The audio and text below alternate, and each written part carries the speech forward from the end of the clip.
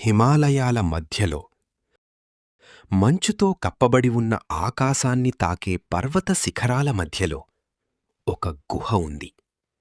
సాధారణ గుహ కాదు.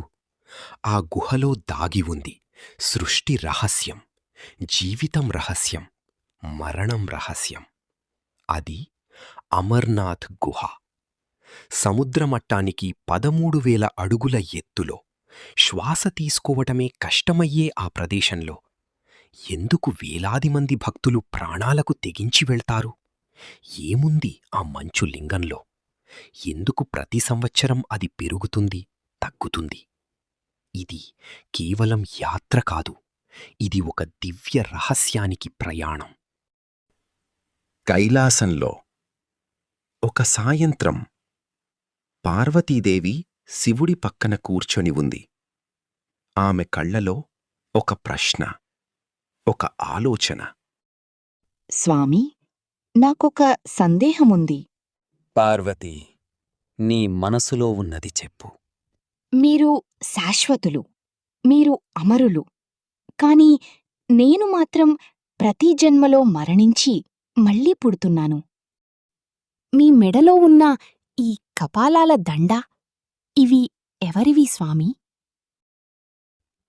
ఆ కపాలాలన్నీ నీవే. నేనా? అవును, నీవు ఎన్నో జన్మలు తీసుకున్నావు. ప్రతీ జన్మలో నీవు నన్నే కోరుకున్నావు.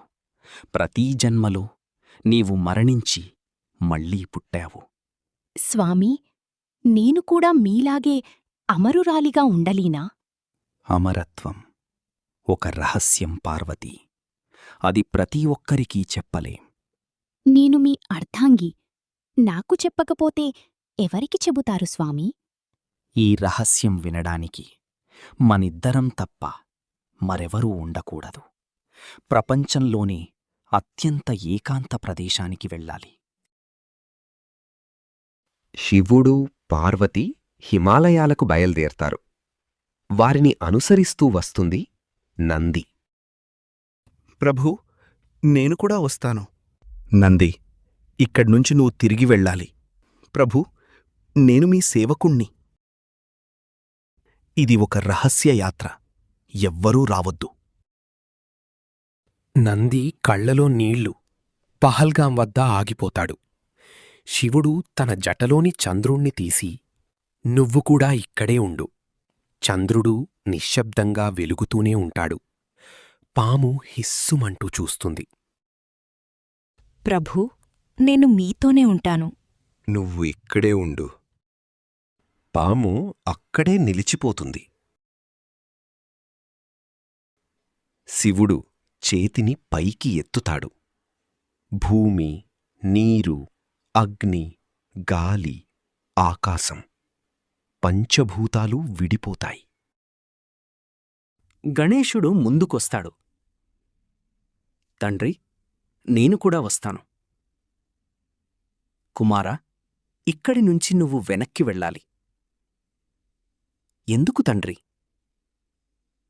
ఇది అమరత్వ రహస్యం. గణేశుడు తల వంచి వెనక్కి వెళతాడు. అమర్నాథ్ గుహ ముందు శివుడు అగ్నివలయాన్ని సృష్టిస్తాడు. ఇప్పుడు ఎవరూ లోపలికి రారు.